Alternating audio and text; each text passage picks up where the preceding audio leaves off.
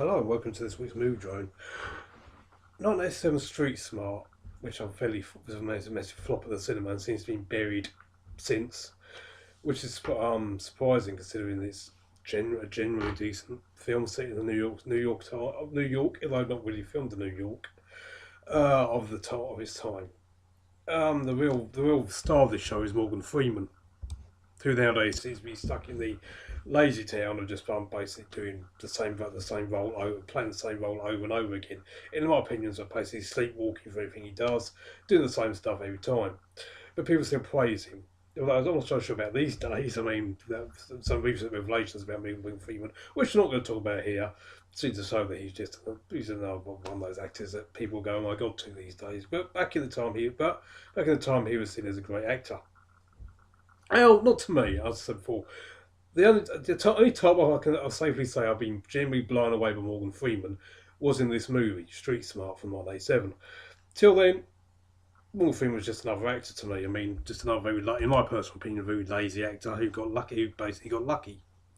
But honestly, watching Street Smart reminds me just what a damn good actor the man used to be. Street Smart really needs to be tracked down if you really want to see Morgan Freeman in his prime acting ability. The best acting I've ever seen from him. Simple as that. He really goes for it in this movie. Genuinely nasty. He plays a genuinely nasty piece of work. Far worse than even the character, the way he's portrayed these days as an actor, well, as a person. He plays a far worse nasty piece of work here. I don't give a shit what anyone says. As a pimp, he's the worst pimp I've seen in cinema history. And wow, I was literally blown away by his performance. A lot of people would argue that Kathy Baker, who plays oh, hold on a second, hold on. It's Kathy Baker, isn't it? I am getting this right. I don't edit, so I'm just going with it. Also, I had a bit of a shock recently, so sorry, folks. And this is what you're going to get this week. Well, today, Kathy Baker is the second best character in the movie. Her and Morgan Freeman are perfect in their roles. Christopher Reeve is perfect in his roles. Christopher Reeve is basically Christopher Reeve. He's basically playing Clark Kent as a reporter without the Superman part to it, in my personal opinion. But there's nothing wrong with that. He obviously is fine in his role here. He's very good at playing a scummy reporter.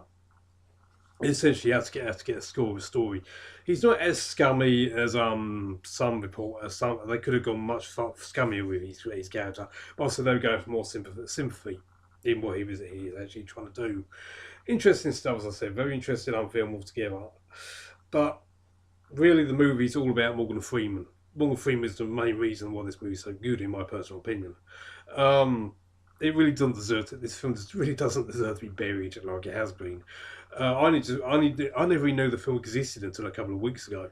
Until then, I didn't even know this film existed. Which goes to show just how buried this movie must be.